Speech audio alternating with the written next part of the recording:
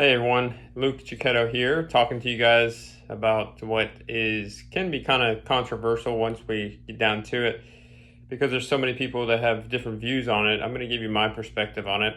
My experiences led me to this perspective in regards to pain and how people fall into the pain that they are experiencing.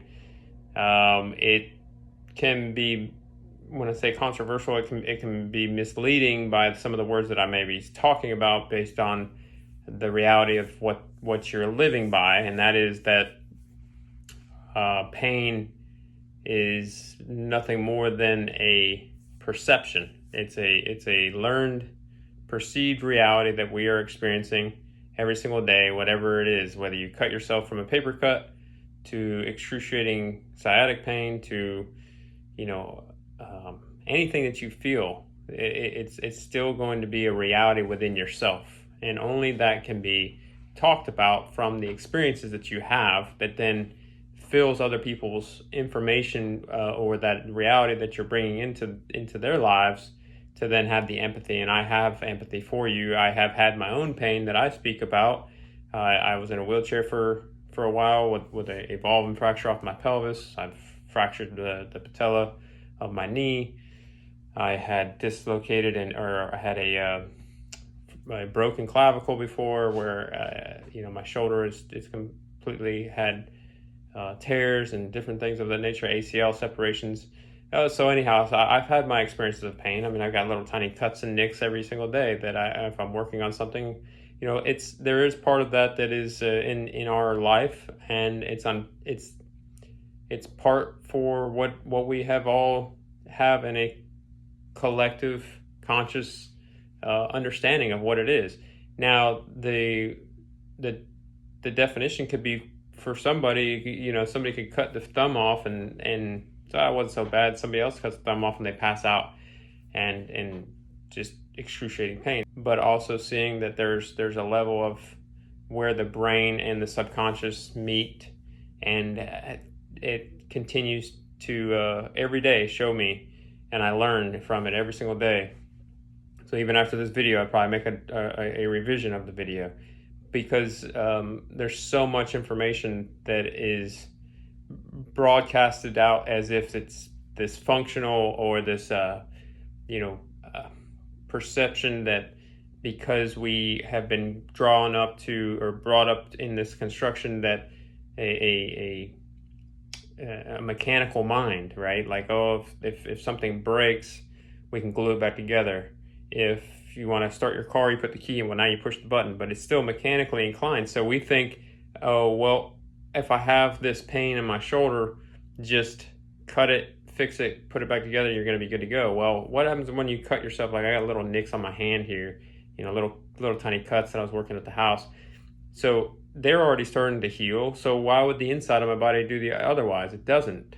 Your body heals, and there's research that show that. With the healing properties that are being processed, I went through my own transformation. I had to go through some own healings of my own self.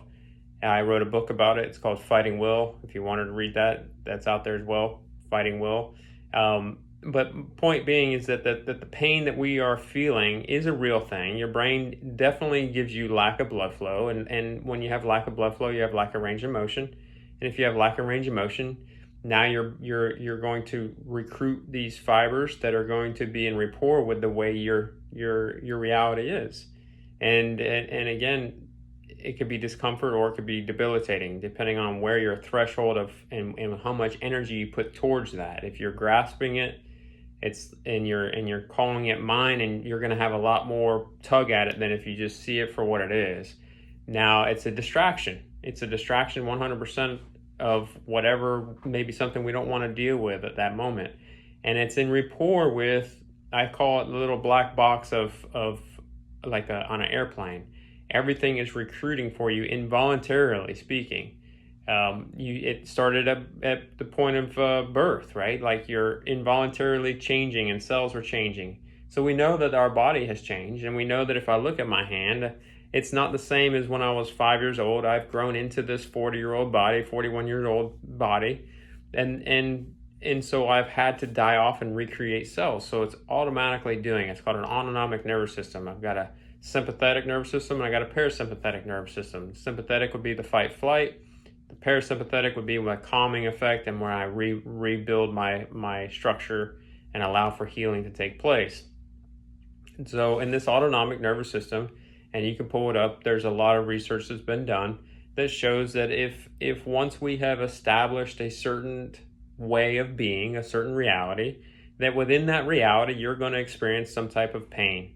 And in that pain, if you give it a like a staring contest, I tell my girls, I said, let's have a staring contest. The first one that blinks loses, right? So if you give it more attention, it's going to gain strength and it's going to take wage over your thought process, because it's going to now start to inhibit lack of blood flow, and it's going to reciprocate that back. It's going to go from lack of blood flow at first, from the original process that you may have strained yourself, to then every single day becoming more and more chronic, getting away from that acute stage, which would just be, hey, you exposed it, like I cut myself, I bled, put some paper towel on it, covered it up, treated it, and then it stopped bleeding. From that acute stage to then chronically, if I go up to you and say, hey, look at my cut, hey, look at my cut, hey, look at my cut, and never give it a chance to heal, then there's where the problem would lie. Now, how does that equate to pain and threshold? Because I talk to people every single day, roughly every single day, about their ailments that they're in pain with, whether it's their hands, whether it's their shoulder, their back, their knee, their toes. Something is bothering somebody, and they come in, they want to get fixed up. And I don't do the orthodox perspective. I'm not going to just give you a handful of stretches or a handful of strengthening programs and send you on your way. We talk in depth about how the subconscious has totally continuing to construct, again, new cells they're developing for survival. So just like your belly getting new cells to develop for in case you were to move into a new area of lifestyle, you get a new stomach lining every 4 to 5 days, something like that. It's not my research, but somebody, educated me on that. And it makes sense. Like I said, my hand has grown into the hand that I am. You get a new brain apparently every 40 days, right? In about a year to 17 months or so, you have completely had a new body that's transformed into a whole new body. So new bones, everything. So if it's doing that regularly, what makes you think that the pain isn't going to be from a memory? It is. It's going to be from a memorable standpoint that then marries it with a chemical in your body that then keeps it at bay, and it keeps it there and for the entirety of the way you think. Now, consciously, you're going to do everything you can mechanically to try to fix that.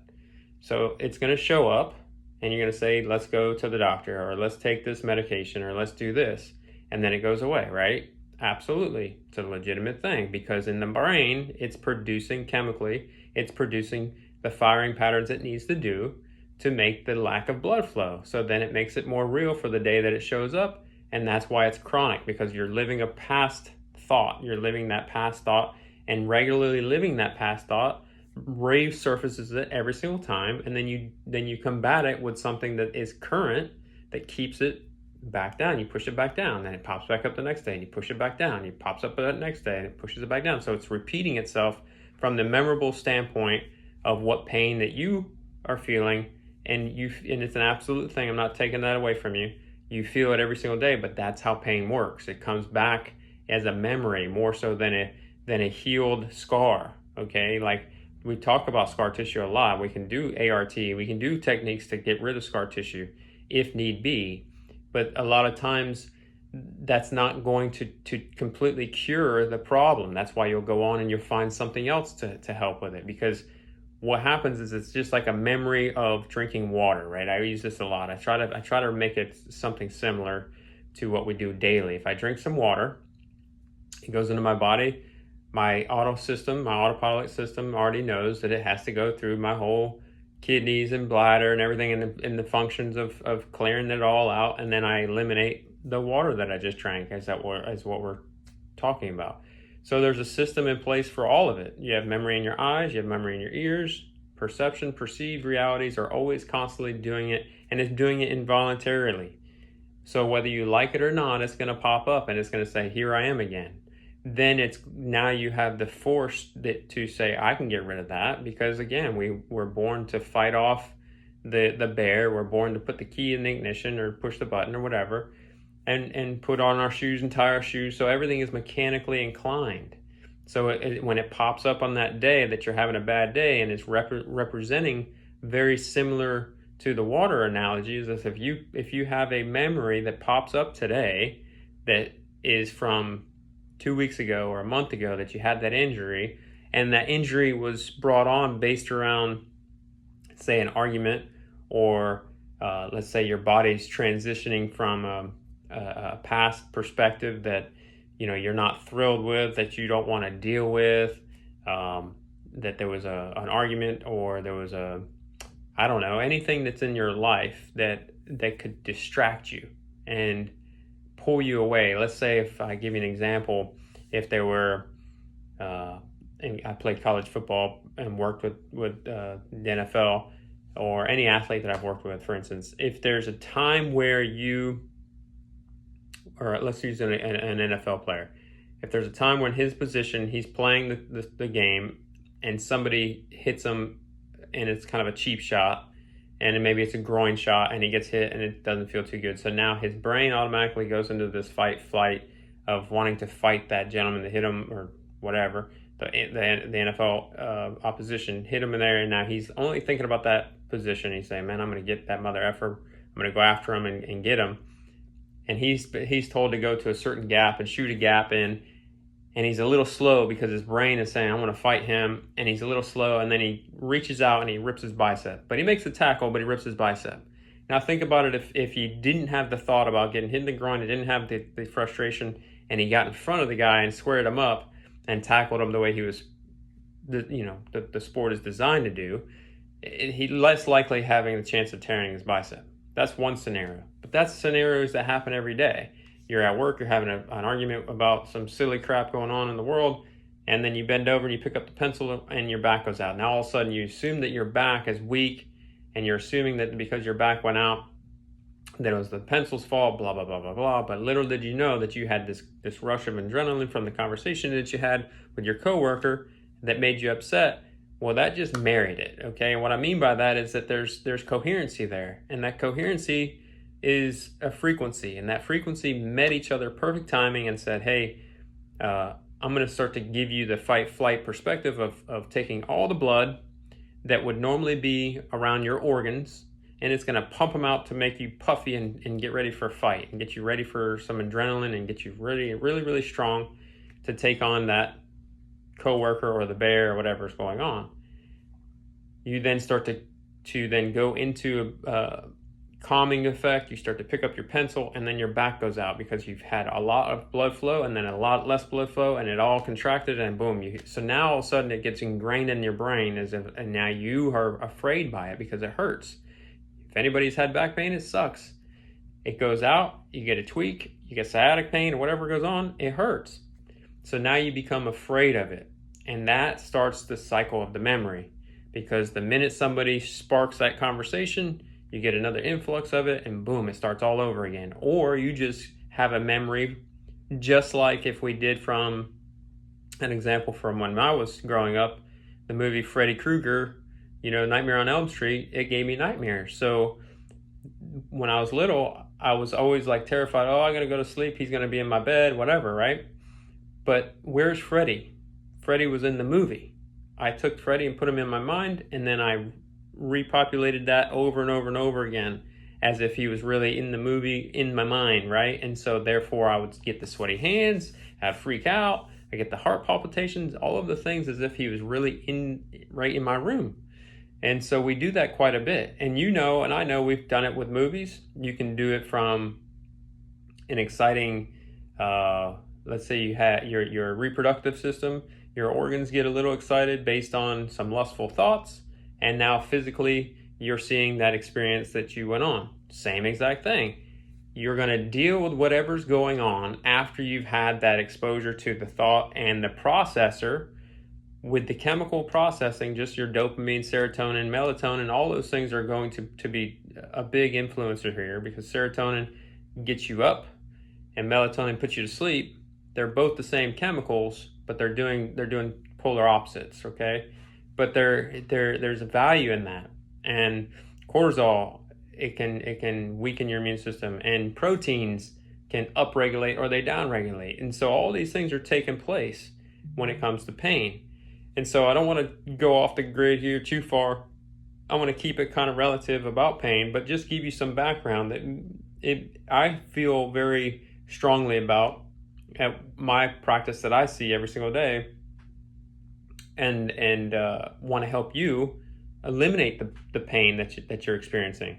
Any pain that you have currently going on, you can see where I'm coming from if I propose to you this way. Now, if you're in excruciating pain right now, you're probably not. This isn't going to resonate for you. It may, but it may not, because if you're in that fight flight already, it's not the time for you to be like, oh yeah, let me listen to Luke and let me get rid of it. You have to calm your body down to be able to get past the pain. You have to be able to relax your body enough to then understand that pain is nothing more than a memory, and you're giving that memory hope to stay alive, and those patterns stay consistent.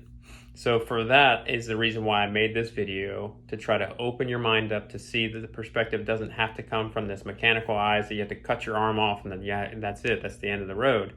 I'm bringing up a topic, it's a touchy topic, because pain sucks.